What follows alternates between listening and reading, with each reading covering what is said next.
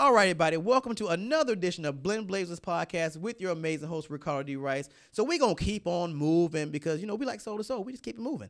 So today, y'all know I've only done fashion, now that I think about it, once, and it was a long time ago. So it's very nice to have it fat. If y'all can see her, I like this whole look. I don't even wear hats, but I like this hat because I feel like my head is too big for hats. So I don't typically wear hats, not big but at all. I'm telling you, my head is too big for hats. I promise you. It's not even, I've tried it. I can't even wear baseball caps. Like, Nah.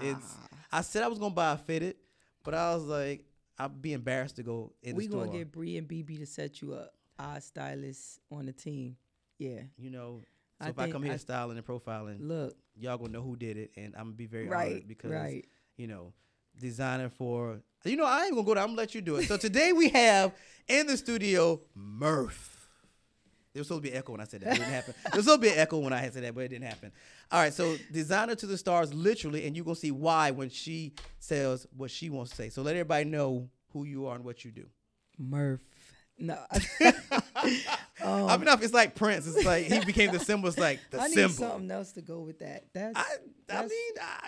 That's you too could add clean, something right? after that. If right. That's what I was like, you want me just to call you Murph? No, don't call me my government, please. But because Murph came from the military, we only call each other by our last name. Oh, that is right. That's right. Yeah, that kind of stuck. Because me and my brother was in the military. I was Army. He was Air Force.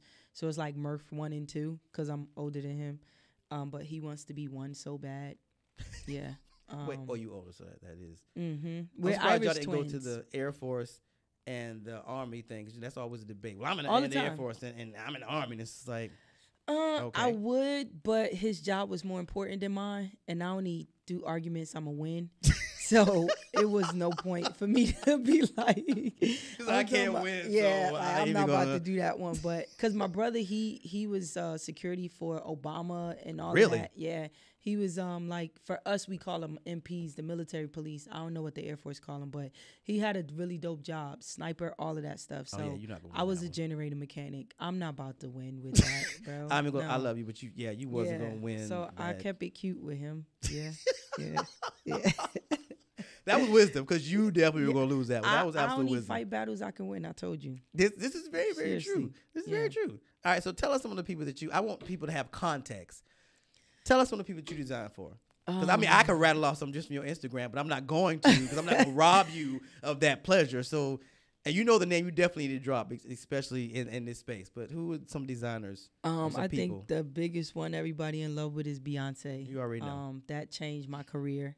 Cardi B after Beyonce, and then it kind of went crazy from there. I designed for Nick Cannon, the baby, Tiffany Haddish, Tyra Banks.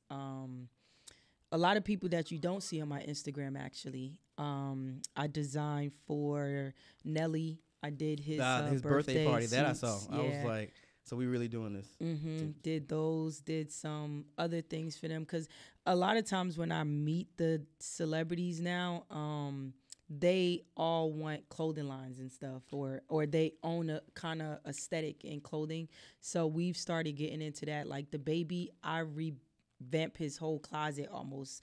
I'll go to his house and he'll come out, and you can ask my assistant, he'll come out with a handful of clothes, like, tell me what you could do with this. And so we would literally take it back, but he's probably one of my most exciting people right now that I work with often. T.I., a lot of people, man. I'm just blessed to be able to have that type of resume, you know what I'm saying? Because going from wanting to be a basketball player to being a celebrity designer, what people will call me, is super dope. Because sometimes I'll be like, designing got me here, you know what I'm saying? So, yeah. I mean, you do have the athlete look. Like, I would have been like, yeah. Right, I was supposed to play basketball. Yeah, you have the athlete look. I'm not even going to front. Like, I would have absolutely thought that. So what does an athlete look it's like? Because like my assistant looked like she played basketball and... No, your assistant looks like she's some glamour girl, like right. some famous social media influence. Like that's what your assistant looks like. Like, give it to her, she said. I take it. Y'all can't see it, but the assistant sitting beside me, she looks like some social media influencer, like her 20s. Like, she's going to lavish restaurants and doing post about them. She has bougie. that, You getting it all right. I didn't want to say that, She but yeah, bougie. she has that bougie look, which works for her, so it's all good. She has that Right. bougie And look. she get the job done. So And that's really all that matters. So, to have a cute assistant who's probably a social media influencer on the side, it works. That's why I be getting so many yeses now. Because they be like, anything you want, Bree. I got you. Anything you want. So next time, I need to have a little chat with you next time because, we gonna keep a shouts out to my girl Kai over there for making the connection, the love of my life, the other love of my life. So let's get into it because you didn't start out to do this. No. You had a whole series of like events because when you told me on the golf, I was like, what? How does that even happen? And I thought my story was crazy, but when y'all heard this story, it's like, wow. Like there are some things that are just fate and are just written for you to execute and walk out. So tell us the story. Like how this all start? Man, I went through a lot of different transitions, I guess you want to say. I've done network marketing and thought that was my calling before because I was making so much money with it. I was like, okay, God, this is where you got me at. But no, I grew up playing basketball.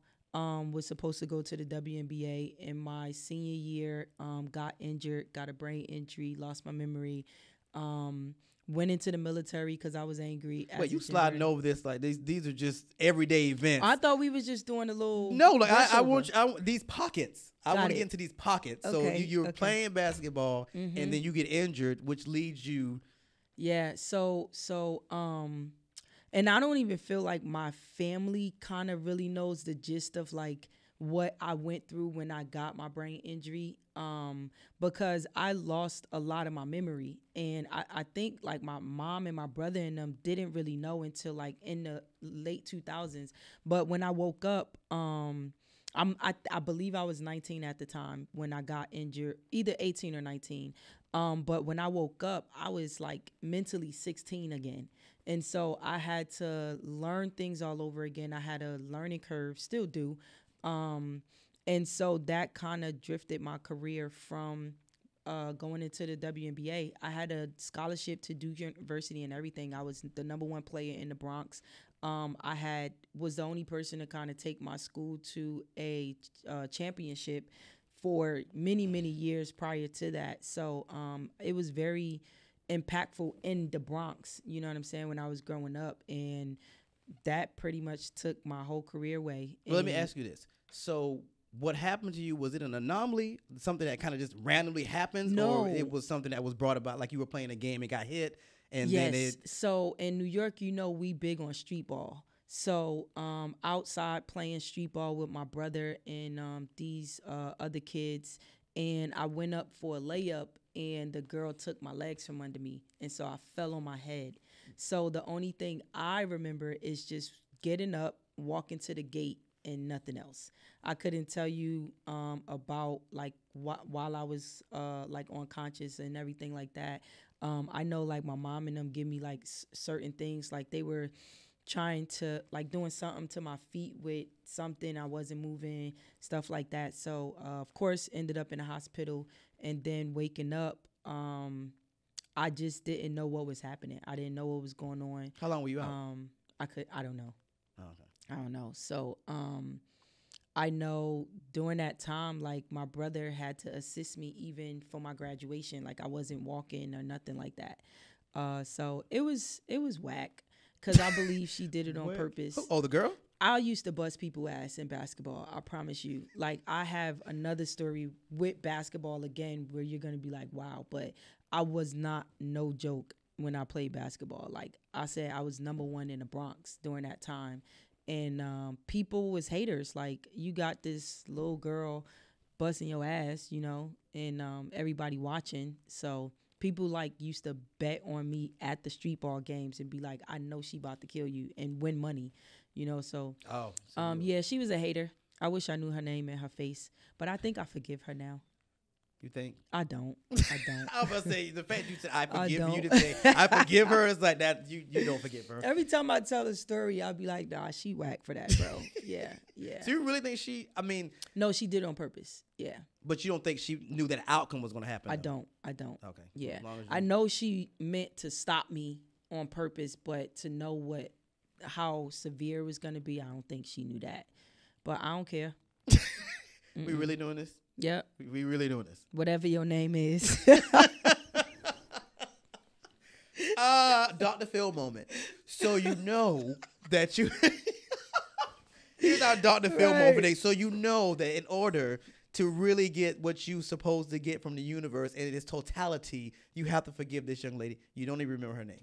You know what's crazy is even what you saying that is the God's honest truth, and that I have a lot of other people I gotta forgive too, which is why I know a lot of my blessings from the universe hasn't even come to me yet, because I have a lot of forgiving to do from my past. So we joking about it, but you're dead ass right, like for real. Have to, there's a certain... Yeah, he's still working on me like everybody else with issues would say. Listen, it's all to the good. Yeah, it's all but I good. acknowledged it. Yeah.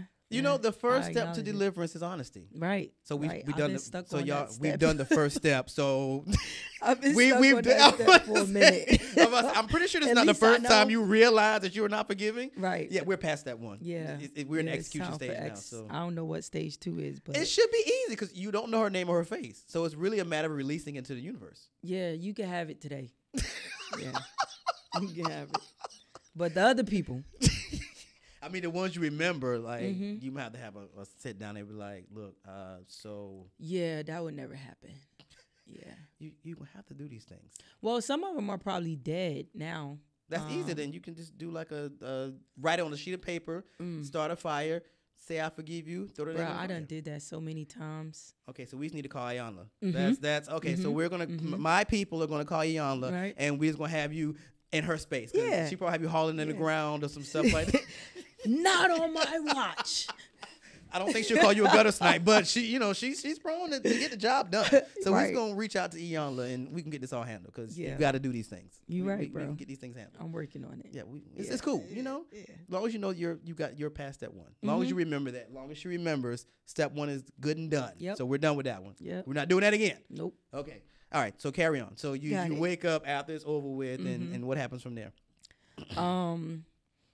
Of course I had to move on with my life, so I ended up going to community college, realizing that I don't know how to play basketball anymore, and so I was angry. And then my brother at the time, he had went into the Air Force, and so me growing up, like I grew up in a very toxic family, a very abusive family, and so when my brother left, that was like, he was like my other half. And so when he decided to leave, I was kind of like lost, and like something was missing from me. And then when he went into the Air Force, I saw the change in him, because we all went through things growing up. I have 2 brothers.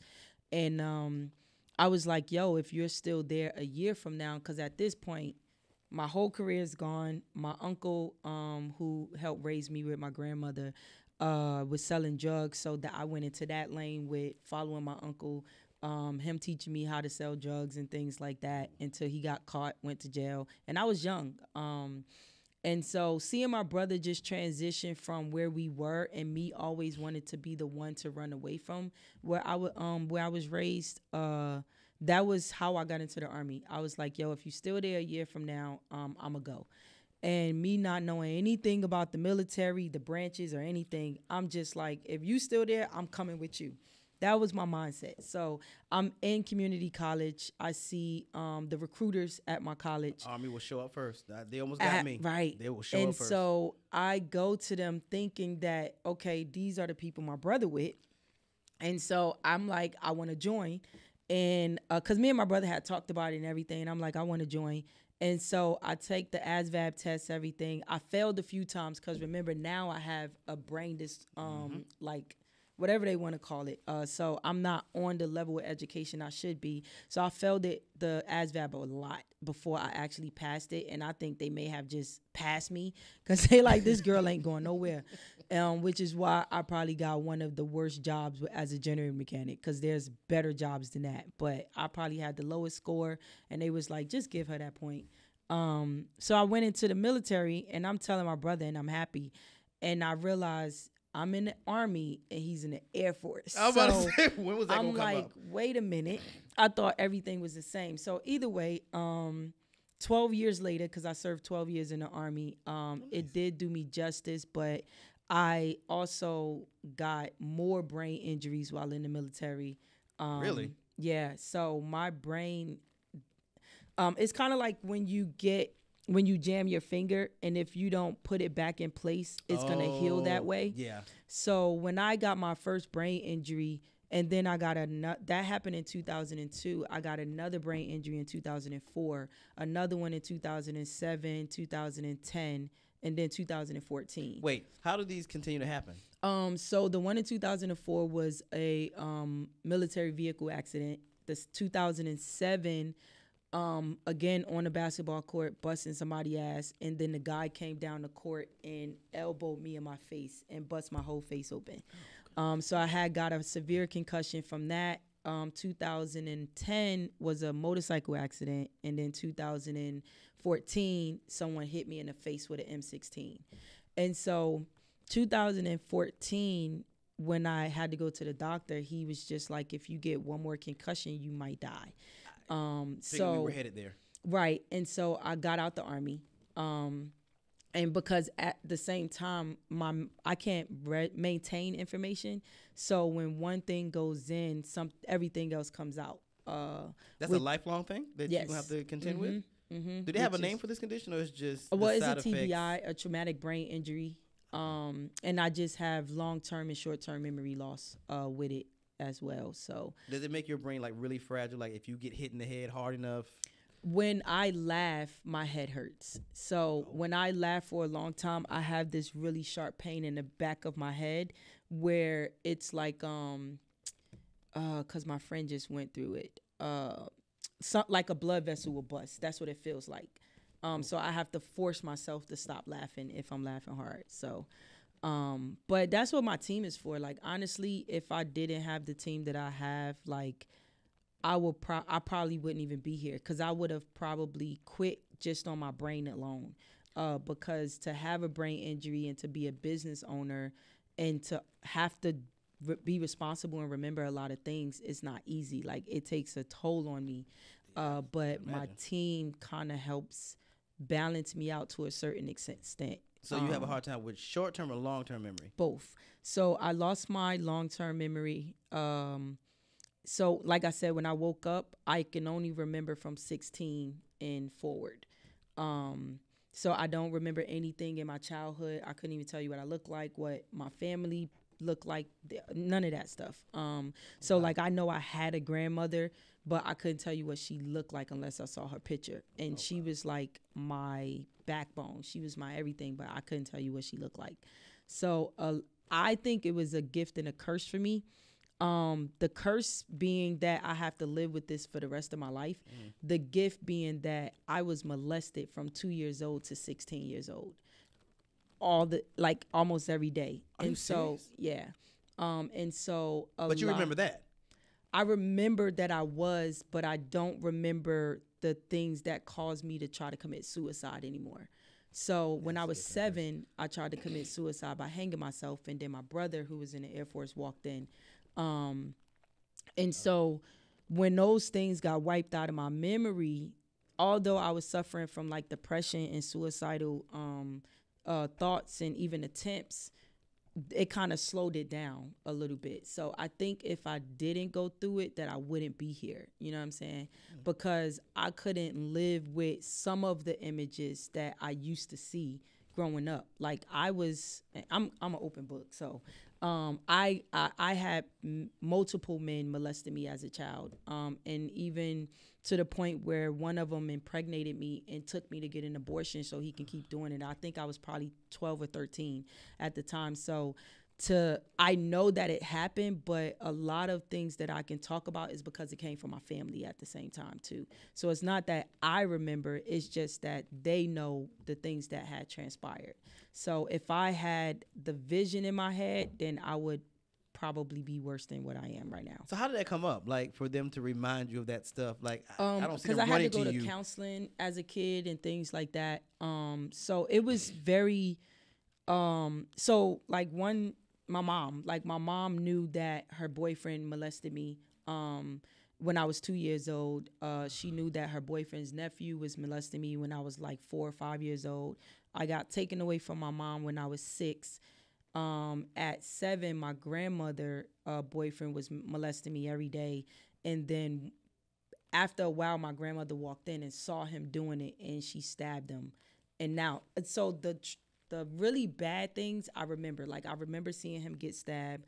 I remember, like, seeing my mom walking down the street with blood gushing down her face because my uncle busted her in the head with a hammer. I remember knowing that my aunt grabbed me and burned me in the face with a lamp because she couldn't get to my mom because they were fighting. Like, I remember those things, but the things that caused me to want to commit suicide, I don't remember those things. So these things only come into play if you think about them, or they're like random shots that may just come up at any time because of the trauma from the brain. I still suffer from it. I'm not gonna lie and act like it's just gone. It's just scar. I still suffer from it. It plays a major part in how I am as a mother to my daughter. It plays a major part in trust issues with people, even family, even at one point her own mom. I was like, you should be with me. You know what I'm saying? Because anybody is capable of anything to me, you know, because it was not just strangers, but family, close friends, things like that. But yeah, man, I have a story. You have stories. I have a story, yeah. But I feel like if you don't have a story, then to be able to talk about glory is pointless, because in order to get there, like, you got to go through some shit. Yeah. So how old were you when you went into the military? Either 18 or 19. I went in 2003. I'll be 40 this year, so subtract. I ain't about to do no math. Me either. But I ain't doing the math. I think I was 18 or 19. So by the time you got out, you were probably like 25, 26, somewhere along that lines? 24, 25? I just got out the Army in 2016. 12 years. Yep. All right, so that's all I knew. Let's fast forward to how you got to where you're at now. So you get out of the military and it's like, ta-da. Right. So backwards, in 2011, while I was still in the military, I taught myself how to sew. Just randomly? No, I was at Fort Hood, Texas, and we had a mall.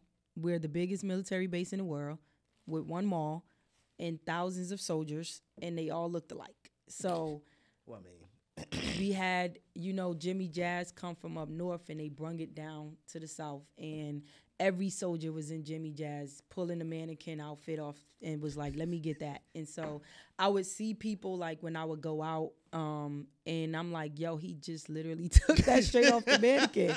And being from up north, we have style. Like, we have our own aesthetic. We know what we want to look like, and I didn't want to look like them. And so I was married at the time, and then my wife at the time bought me a sewing machine. And on the weekends after duty, I would just go teach myself more and more how to sew until I was able to make my own clothes. And people started gravitating to the clothes and like, yo, where you get it from? So I started selling them. Being from New York, that's a come up because it's like you can make money off this. Really so I started making more money selling my clothes than I was making while in the military. And so even when I deployed, I had her send my sewing machine downrange, and I would make my own sweatsuits and then sell them to the soldiers and stuff like that. So, yeah, I was hustling since I was 7. So I mean, just pick up a sewing machine and learn how to. The thought of it, like to sew a sweater together, I can't even. I learned from YouTube University, so I was. I promise you, if I watch them same YouTube videos. Yeah. Dude, yeah. I mean, if that's the case, you might as well say you was magna cum laude. It's your school. You must be magna. That's the highest one. I don't even know sumo. I just hear people yell it at graduation. I don't know what none of them meant. Yeah. But that one sounded good though. Yeah, magnum. That's what I was. Yeah, you were magna cum laude. I promise you, I watched the same videos. I still couldn't do it. Really? I would put money on it. Like the thought of it. I don't like needles for number one. So even trying to use a needle and the thought of me like, because I ain't gonna lie, I do watch RuPaul's Drag Race and they make them sew, and I'm like, I have to put my finger in there, and I'd probably lose my finger in a sewing accident. I don't think so. It just doesn't. Oh, fine, you can try to teach me one time then, but I promise you, it's right. So because I think our brains are so powerful, and when you decide that you want to do something and your brain starts focusing on that, you're gonna do it. Literally. I never knew I can ride a motorcycle before, but I did it, and I was scared as hell, but I was like, okay. And it once your brain targets that thing that you're interested in, something happens within us that it's like you start picking up, kind of like Morpheus and what's the name? You really go to a Matrix. I did. But you see, they start picking up these things where your brain starts doing this weird stuff. And like muscle memory type thing. It's like you do it long and you enough, can do it. You can do it. Yeah, that's like overcoming a fear, bro. Because if I'm scared of heights, but if one day I just overcome that fear and I jump off of something, and I did airborne. I was about to say, did it make you jump out of plane at some point? Absolutely, but I didn't say I wasn't scared. I was scared for my life, but once I did it, it was so easy the next jump. You know what I'm saying? But once you get over that one hurdle of fear, then it's fear no more to me. So I still want to jump out of a plane. Just a you sidebar. do? I do. It's a sidebar. I have female friends that have actually done it, and my male friends like, I'm not jumping out no plane. No. And I'm going to go with my female friends because they've already done it and they live to tell the story. And Alicia's like 40, and she jumped out of a plane. She's not in the military. She just wanted to do it. She went and did it. So I want to jump out of a plane. Then do it. It's a sidebar. I just have to find somebody to go with me. Oh yeah, no. Yeah, but I would say do thanks it for nothing. sure. Thanks for nothing. Okay, fine. But yeah, I just taught myself, and I kept teaching myself and teaching myself. Now fast forward from 2011 to 2016, because I was playing through all those years. Like, it was just a hobby. It was something for me to make more money. It was never my passion to be a fashion designer at all. I didn't grow up with it. We didn't grow up with like being able to get any type of clothing or sneaker we wanted. We had to do the hand-me-down thing and all those things like that. So to know that in 2016, when my daughter was born, that's when I said, if I'm going to do it, I'm going to do it right, because I named the brand after my daughter. And so I went to school. I signed up for school, went to the Art Institute, got my bachelor's in fashion design, then went to FITM and got started my associates for product development, because I'm a perfectionist. So anything that I know, if you're going to start this, you're going to be the best at it. And whatever I touched, made sure I was the best at it. So because I made that decision after she was born, and I'm like, the brand's going to be called Alani Taylor. And I did all of the transformations from streetwear to high fashion, then back to streetwear, then mixing them together. I was like, okay, I got to really figure this out and how I can add value to my daughter's name. And that's how we got here. So tell me about the moment that you realized, I'm Murph. Like, when was that moment? You were just like, I'm Murph. Like, this is what I do. This is who I want to be. When did you have that moment? When I get there, I will tell you, bro.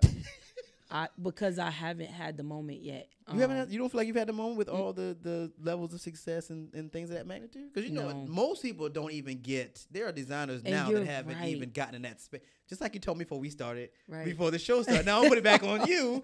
There are people that have literally been designing for ages that have never gotten to the height of a Beyonce, or even Nelly, like a Nelly. Like, these are significant moments. Yeah. So I'm amazed to know. So let me ask you this: what would that moment look like? Like, what do you think that moment would look like? When my daughter is able to say thank you, that's my moment. So everything that I've done so far it's been for my daughter's future. So designing for all of these amazing artists is really dope, but it's not my purpose. Like, it's not the reason why I do it. So it's a blessing. And it gets me in doors that I probably wouldn't have been able to get in if I didn't have it. But it's not the moment for me. The moment where I can say, if I left this earth today, my daughter would be perfectly fine. That's when I'll be like, I'm Murph. I did that shit. You know what I'm saying? I created a future for my daughter. And I'm not there yet. So I still got work to do. So most of the time, I don't focus on those accomplishments. I really don't. And my team tell me all the time, like, celebrate one day, but I don't have time, because I can leave this earth tomorrow, to see what's happening here with all of these young artists that's just disappearing off of this earth at such a young age. I don't got time to be like, I'm Murph right now. You know what I'm saying? I want my daughter to be like, I'm Alani Taylor. do you know who I? Well, she say it now. I mean, she's saying it. I mean, you she must says say it it now. if she's saying it. But when she understands it and it's like, yo, you know, and I may not get that moment. I may not see that moment. But to know that that's what I'm working towards, and if I achieve that before I leave this earth for her, then that's my Murph moment, bro. Yeah. Okay. But I appreciate it. That's funny that you said all that to me, and then they say this, like in this moment, it's like, but you just But told you're me in your moment. You're right in now. yours too. You designed for like Beyonce. Like I'm not a Beehive member, but it's she literally just broke the Grammy record. Like this is no Johnny Come Lately. Right. So no, and I know I'm a part of history. Like I cherish those moments for real. I'm just saying that I haven't had the time to celebrate them. Like I'm so focused on my mission that they come and I'm like, yo, that's so dope. I get excited, but to sit and say, have you actually took the time to look at what you've done? I have not, because I'm always looking for what's next. How can I become even greater or whatever? So I'm sure I need to, but balance. Yeah. And maybe that's because I don't believe in balance. I'm a Libra too, so I have the scales. And to know those scales would never match up, even if you put the same pound weights on. I don't believe in balance. I don't think I would ever have balance in my life at all. Because it's either going to be me doing, like I work towards getting more time with my daughter, right?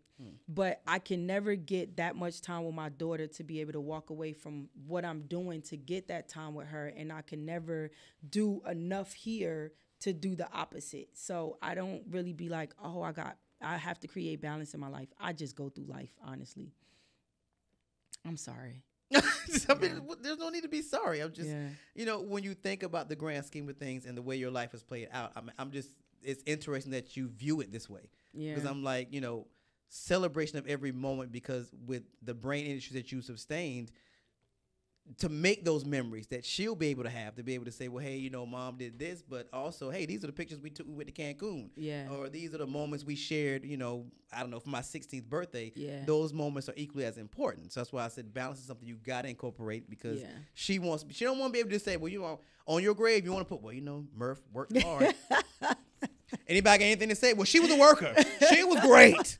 No, you want people to stand up and say, I spent her 40th birthday with her, and we rocked the house, and these are the pictures that we got, and your daughter won't be able to stand up and say, well, mom worked, but nah, y'all saw that. But these are the pictures that we took in those moments. So you got to look at it that way as well. Right. That you got to be able to share those moments with her, so she'll have memories. Yeah. Before you leave the earth. So work is great. Right. I think because, like I said, I suffer from depression. So at my highest moments is when I'm depressed. So when I got Beyonce, when we first did Lion King, I had to, like, my team literally, I went into depression the day before the fashion show that got me to Beyonce. Really? When I got Beyonce, I went into depression because my mind tells me all the time, like, I struggle with, you ain't done shit yet. You know what I'm saying? And I have to battle with myself internally to be like, no, you are doing something, but my depression overpowers me sometimes. So when we did Black is King, went into depression, and that was right after I did this video where, because Jay Bolin called and was like, did you see the video yet? And I was like, no. And they was like, keep watching, because everybody was watching at 12 o'clock midnight when Black is King dropped, it's right? Beyonce, of course. Right. So I even woke my daughter up, and then I had the whole screaming moment to see her come across the screen when they carrying her for the scene and everything. And the next day, I was in depression. When I did, my most highlighted moments, when I'm done for that day, I'm at home battling with, like, you are great and you ain't shit at the same time. So I guess my question is, because of the brain issues you've had, has a doctor looked at that? Like, yours probably isn't like a regular depression thing. Mm-hmm. It could literally be something inside the cerebral cortex or something. Yep. No, they found a lot of things. They found white spots on my brain that can't be explained why they're there. they found, of course, that I have PTSD from a lot of the injuries, things like that. They also found that I suffer from anxiety, depression, things like that.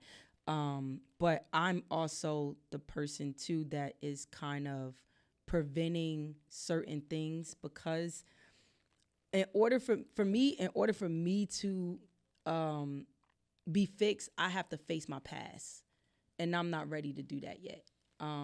I've done it a little bit and enough for me to be able to be a parent to my daughter, but even last year made me realize that I have so many demons built up inside of me that I have not released, that I have to face those things, but I know facing them will make me become a different person. So I have to literally see the darkness before I get to the light. And I've been hesitating because I have a kid, because I'm scared of the transition to getting to be better. Because if I get to a place where during my healing, the shit that will come out from healing, it's like I don't want to have that time to for my daughter to see me in a different light. So it's me. It's definitely on me. Yeah. This went from a Beyonce thing to a... I feel like Dr. Phil. Like I'm but, just like I'm like this is it, to Dr. it Phil explains episode. it explains my career path. It explains how I got here. And it also explains some of the questions you asked me, like why aren't you celebrating? And I have a lot of different reasons why. Some things I don't talk about, some things I don't care to talk. I mean, I don't care about talking about. But yeah, I battle with a lot, pretty much. Yeah. I mean, as long Things as you people don't see. acknowledge that in order for you to be the best version of yourself, at some point, these things have to be dealt with. Now, that would be the worst thing, to leave Earth. Yeah. And not have been the best version of Murph you could be. Right, right. So and I'm working throw on that it. out there. Yeah. I started seeing a spiritual guide last Saturday. I started doing my Reiki, crystal healings, things like that. Because if I'm a actually face my demons, I gotta be ready for battle, bro. And mentally, I think that if I had to look at them, they would kick my ass right now. So I'm just pretty much building up. I'm in the gym. Yeah. With healing. Yeah. All right. I know that was deep. You know what I'm saying? Listen, this is what we do at Blend Blazers. explains it. This is what we do. We get to the nitty gritty. We want the realness. We want the realness. But no, that's a reality, because I think a lot of us think that, oh, when I get wealthy, everything's going to work out, or when my name is in lights, it's going to work out. And to hear the story, no, that's not how that always works out, because sometimes it brings that awareness, brings internal awareness. Just like, I can design for Beyonce, but I don't feel great about that right now. Like it's and everybody else around you just like lighting up the world. Oh my God, we on the team that just, and you're just like, no, this this ain't it. This just ain't it. So no, I'm glad you're able to share that stuff. That was one of my next questions, like motherhood incorporated into what you already dealing with. How did that even work out? Like, I can't even fathom bringing another life into your life that you're still piecing together, because there's parts that you remember, parts that you don't. How did that even work? Like, how does that? It's hard. It's hard. It's scary. Well, how old is she now? She'll be 7 in May. Okay. So she's a grown woman. Yeah. Alani's 17 in her eyes already. She's like, am I having a sweet 16 this year? I mean, that is. Listen, that diva, bruh. I mean, her mom. Why do we keep coming back to this? Her mom designed for plenty of other people, right? But she literally just broke the Grammy record. It's Beyonce, and I'm not even a Beehive member, but it's just the association. A lot of people want to be associated with Beyonce, but to say you actually design things for her, that. So we have Beyonce hanging up in my loft, right? And my daughter thinks Beyonce is her cousin. So she's like, when she saw it on TV, she was like, "Oh, that's my cousin." Where she got it from, I don't know. I'm not pitching that in the crib like that's your cousin. So for the first time that she saw her on the screen, for her to say that's her cousin, I didn't see maybe in a past life, I don't know, but she's adamant about. She would say, "No, I swear to God, that's my cousin." Like, bro, you gotta chill. But a big deal. Yeah, my daughter is unique, bro. She's unique. To know all the things that I went through and to be able to have a kid like her that has such a big halo around her. When both of her moms came from darkness, and to create a kid with a halo around them is insane to me. I know, and the rest of the world knows, like, that's a different breed right there. Like, and to be a Taurus at the same time, it's horrible. Oh my gosh. Okay, we're not going to discriminate against signs. Disclaimer: No. we don't have no say so and discriminate against. You know how people get by them astrology signs. Listen, he don't. I do. My daughter is a Taurus, and listen, y'all they're like Sour Patches. I thought that was Geminis. They are 6 Sour Patches. Yeah, they're like 6. The Geminis are like, they have a few people inside of them. I don't see how they manage those either. I've encountered a couple of Geminis. Yeah, it's me not too. something I want to remember. I'm good on that. I'm really good on that. Next subject. So I know we're getting looks from the side. Clearly, we're getting looks from the side. So clearly, Kai is really insulted right now. Murph brought it up. In my defense, Murph brought it up. I'm just following, her thing. Okay, I love Kai though. I love Kai. Yeah, she's a different one though. But because you have your main sign and then your rising and your moon. I've heard dictates who you are. So I need to figure out. I think my daughter is a Taurus though. Is that possible? No, I don't think that's possible. It's not. That's not possible at all. But yeah, you made that one up. That's not possible. I believe that's her. Because I'm a Libra. So I believe she's a Taurus 3 times the way she is, man. But no, she's a super dope kid. She makes parenting easy. Other than her being a spoil you kid and a diva, she makes parenting easy. Very well mannered, very smart. I can actually go in the house and go to sleep and not worry about her burning it down at 6 years old right now. Oh, that's amazing because that's not common. My niece and nephew are 17, 18. I still worry about them burning down the house if I come over there and fall asleep. So that's saying a lot about your child. I promise you. Yes, and I mean, ask them like she's dope. She's dope. Kai is like one of her best friends. Kai's everybody's best friend. Let's be very clear. Kai's everybody's best friend. Let's be very clear about that. Like, and she don't really give you a choice. I think that's the thing that amazes me. It's bro, like, tell me about it. She don't give you. It's like, that's how I so met we friends her. now. It's like, but we just okay. Well, you want my okay. Well, I just put it in my phone. That's fine. Just put it in your phone and it's fine. Like we'll be good. True. That's how I met Kai. She came to the lab and didn't leave. That sounds about right. Yep. She came with Leslie and just didn't leave after that. We just kind of stayed cool and yep. But and now she's the PR for the evolution of Kai has been amazing to watch. So shouts out. Y'all can't see her, but we're both looking at her because to watch your evolution is amazing, and it's all to the good. Yeah, she does her job well. All right, we don't have 50,000 Dr. Phil moments. We actually have to get down to brass tacks. Jesus, we got to get down to brass tacks. Okay. All right, so your story is unique though because going from military life to civilian life and then to the spotlight has got to be interesting. Things you didn't anticipate that you didn't know you would encounter making those kinds of transitions, particularly into the celebrity designer space. What were some things you didn't expect that you end up having to deal with? Outside of just celebrities in general, because I'm sure they all come in different shapes and sizes and things of that magnitude. Just things you just didn't think. You didn't even think about. I was like, I did not know I have to deal with this. Like, how do you even start to deal with this? I never had to deal with being a woman, being black, and being a lesbian until I became a fashion designer. Expound. Yep. So that's 3 strikes for us already. When we're born, we got 1. Well, 2. And then to be a masculine woman in the LGBT community and then come into the fashion industry where we pretty much kind of dominated, but to still be looked at differently amongst black people most of the time. Black men, I'm not about to lie. I've had the worst encounters with black men being a black woman in the fashion industry, but because I'm a masculine presented woman, it's like the man looks at you like you want to be a man, and then the woman looks at you like you want her. So, and then I look like a kid still in some way. So I have to fight harder.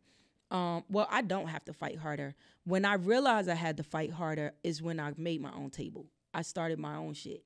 I don't like the word no. I don't like rejection. And so in order for me to prevent it, I did my own thing and created my own path, built my own team, built my own business, until people started coming to me. So, because I always lived off of introduce yourself until you no longer have to. So a lot of the things that I've done and the accomplishments was for me to get to that point where I don't have to talk about who I am. You know who I am because of the things that I've done. And I'm still working on it. Everybody don't know me, but everybody don't know every music artist in the industry either unless you big on music. But I want to be respected in the fashion industry world. And that's been very hard with getting the respect that I know I deserve. Because even the people who don't give the respect, you haven't even done half of the things I've done. Facts. You know what I'm saying? So Facts. That's been the hardest. Like those 3 strikes against me has made me been looked over. And not that I care, because whenever you tell me no, I just go do it myself. Like, I've never been that person to wait for another person to give me something or put something in my lap. I create my own, to the point that now people are like, what do you need? What do you need? Like, I'm ready to be on board. You know what I'm saying? But it took a lot to get there. Well, that was my next question. You said you had to get prepared to fight. What did that look like? Were we talking about like contract negotiations, clients? Like, what are we talking about? So even with the Beyonce opportunity that we had, so I was with a brand called Deviant Levy, which was this girl named Brittany.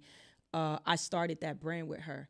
And so I had put this was 2018. I had just moved to LA, and I put Alani Taylor aside because we were starting Deviant Levy, and there was just something there, like the red ropes, creating rope garments where what Beyonce wore, Cardi, Tyra Banks, and all of them was wearing. I knew that was a gold mine, so I focused on it. But I had put so much work into Deviant Levy and was looked over on every single opportunity. Nobody knew that I was a part of Black Lion King. Nobody knew that I was a part of Cardi B's MTV Award outfit, the red rope piece. We went into Cardi's hotel, and I personally was sewing that onto her to finish the garment. No one knew about it. Everybody only focused on Brittany. And I know she'd be like, you got to stop this. Brittany's white.